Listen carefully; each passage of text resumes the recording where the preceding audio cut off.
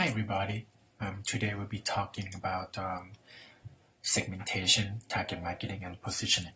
Right? These are the three pretty important concepts in marketing, and you'll learn a little bit more about that.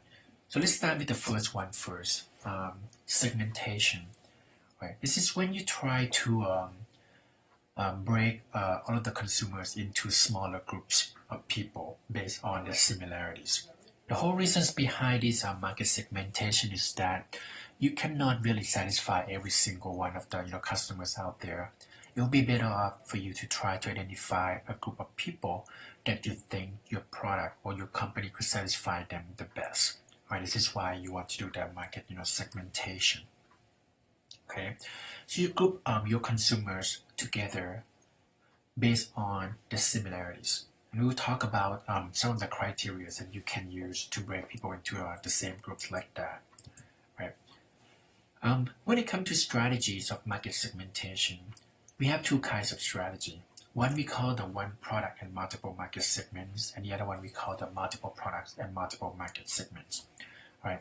One product and multiple market segments, we are talking about a company wants to sell a product to multiple segments at the same time.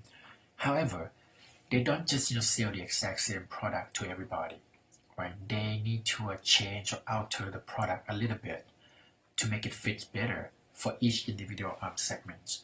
And these changes can be pretty minimal. Something like different colors or different packaging, different covers, things like that. Or we also have a strategy of what we call the multiple products and multiple market segments. Right? This is when you create a product for a specific segment. So if you have 5 segments, you would create 5 different products and assign each one of them to each individual segment. Here's the example of the one product multiple segments. As you can see, this magazine, they are pretty much identical magazine. Like, right? The inside of this magazine, they are exactly the same. The only difference is the cover of that magazine. Because, if you want to sell this magazine to different part of the countries, the north, the south, the west, the east, you want to change the cover to, the popular team in that particular region, right? In order to sell more magazines. So now let's talk about the factors you can use to break people into multiple segments. Demographics, psychographics, and behavior. These are the three main factors that we tend to use. Start with the first one first, the demographic. You can break people into groups based on the age, gender, family life cycle, income and social class, ethnicity, and the place of residence. Start with the first one first, the age. Right? You can break people into groups based on how old they are, or you can break them into multiple generations. Right? You have heard of that before: Generation X, Generation Y, Generation Z. Right? Those are the how people can be grouped together based on age. And then you, of course, communicate with them differently based on each individual group. Or you can break them into segments based on their gender.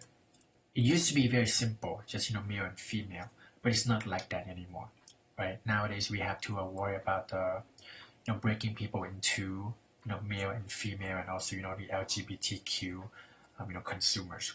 You have to be more sensitive when it comes to identifying people with gender. You can also break them into groups based on which stage in life that they are in. We call this family life cycle. Right, all of us will go through different stages in life, and when you reach certain stage, your need and your want will be quite different. So, for example, when you are newlywed, you would like to perhaps buy a house, right? So you two can live together. You may need to buy a furniture that will accommodate 2 people.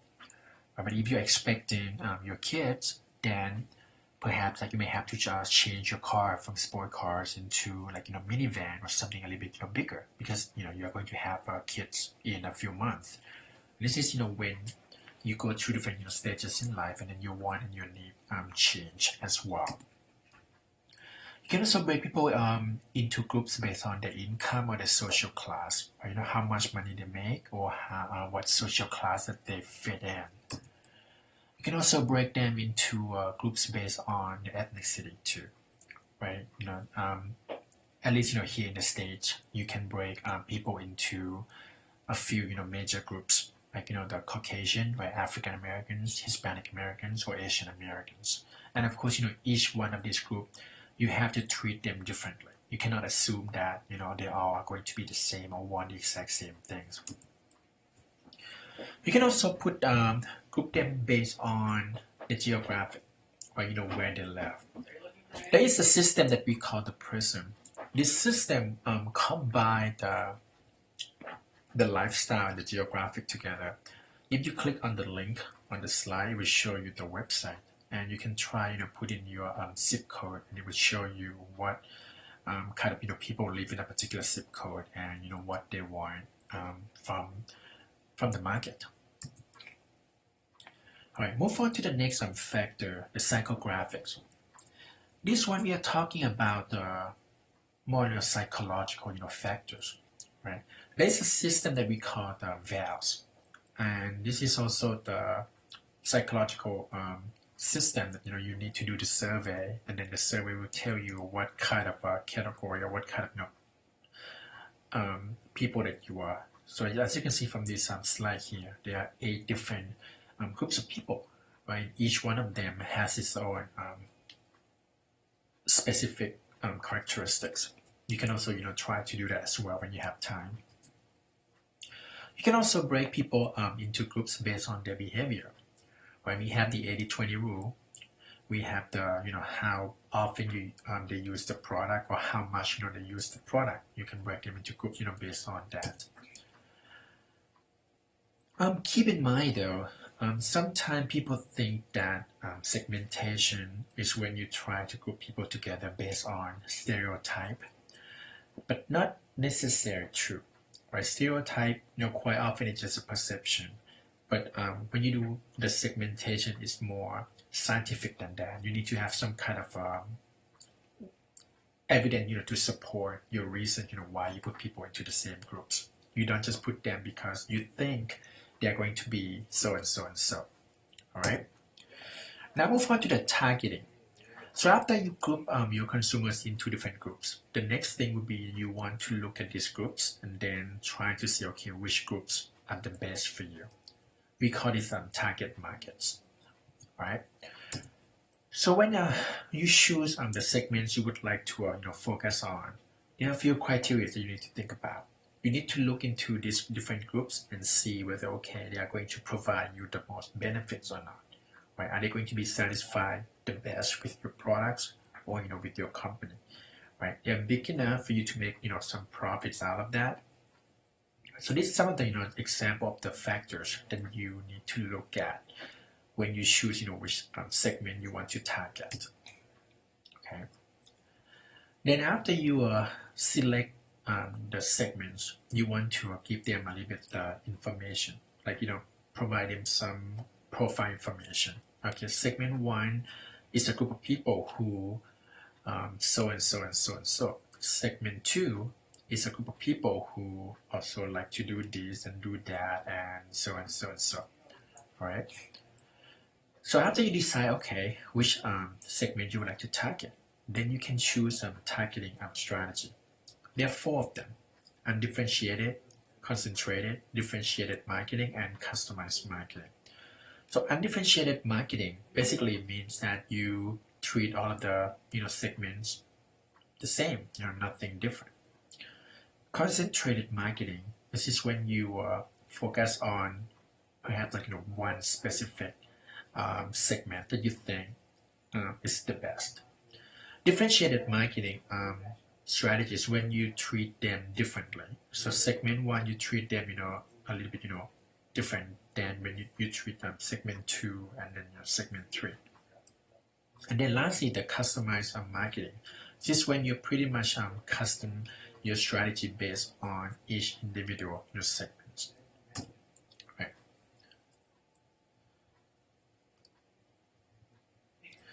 There's a new concept that we call the mass customization. This concept is when a company tries to satisfy consumers, but at the same time also try to maintain this low cost production by mass produce the product. Right? So mass customization means that you produce in big amount of inventory, but at the same time you can still manage to keep the cost low and be able to tailor your product to make it fit individual consumers. So for example, Dell computer, right?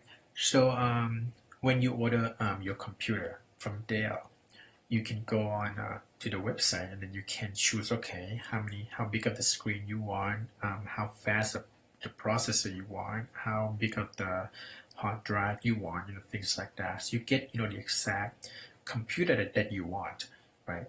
But Dell doesn't sell the product to just you. They sell the products to millions of people. So they can still be able to order parts from the suppliers in bulk, which they'll get some discounts because of that, right? So they can still be able to keep the cost low because of all of the discounts that when they order parts in bulk. But at the same time, they could tailor make the product that will fit your need the best. So we call this the mass customization. Now move on to the last concept for this chapter. It's called positioning. Right, this is when you try to influence how consumers perceive your product related to competitors. It's all about what's in the mind of our consumers, right? So you want to be the brand or the company that when consumers want to buy a certain thing, your name, your brand, your product pop in their head first. Okay. When it comes to a positioning, you focus on a few things that you think you do better than your competitors. It could be like, if you have a very high quality product, then you may try to focus on that. Or if you have a pretty low price product, then you can focus on that too. It's pretty much up to you what good you have about your product. And then try to emphasize that. So when consumers think of something high quality, or when they think of something low price, they think of you first. That's what we call the positioning. There's also another concept we call the repositioning. This is when companies try to change the perception, right? So they think, okay, the old perception or the old position doesn't work anymore, or they want to move themselves from one position to another, right? So they try to do what we call the repositioning. So again, it could be like they might try to focus on something else that they also do well, but people may not realize that about that before. So they try to emphasize on that, so people will have the new perception about the brand or about the company. So for example, if you look at this is what we call the perceptual map. Right? This is when you use this map when you look at the positioning strategy. You try to compare between yourself and your competitors. Right? So let's say, for example, if you are a family circle publisher or magazine, right? Based on these two categories of upscale and downscale versus fashion or service, you are on the the downscale service side of this map. If you want to focus, if you want to compete with a magazine like Self, for example, and you want to move yourself from that one position of family circle to Self, then what you need to do is you need to kind of upgrade yourself, because right now people perceive you as a kind of downscale magazine, right? So you want to maybe include something more upscale, like upscale products or advertisement that has something to do with the more fancier product in order to move yourself upward. And then still people think of you as a magazine that related to your service. You may want to reduce the amount of articles or materials in your magazine that have something to do with the service and focus more on the fashion by putting like a fashion spread or pictures this kind of thing in your magazine in order to move yourself to the right side, right? So in this case, if Family Circle wants to compete with the Self magazine, then they want to upscale themselves, right? So they can move up and also at the same time include more of the fashion material. So they can move, into the same diagonally toward, self to compete with the self. And that's pretty much, the concept of the positioning and repositioning. Okay. Lastly, before we finish with this chapter, another thing that also help positioning or creating the perception among consumers, we call this the brand personality. Okay, brand personality is when a company tries to humanize its brand by giving its brand personality, right? So when people think of it, think of the brand, they think of they treat the brand like another human being. So for example, Levi's, jeans, right? When people think of Levi's, they don't think of something that you wear to very fancy tuxedo event, right? When you think of Levi's, you think of rugged. You think of the very masculine men that do stuff outdoor, cowboy, things like that. So as you can see, the Levi's has this personality, right? So when people think of themselves as being rugged or being a cowboy, being outdoorsy, very rough kind of person, they may think of Levi's first because they associate their personality with the Levi's personality. So they buy the product in order to represent who they are as a person. So we call this the brand personality, right? So that's pretty much all for the chapter 7. So please read through the chapter, and the chapter will provide you more detailed information about the different concepts. And please read the next chapter as well, which we'll be covering next time. All right. Well, thank you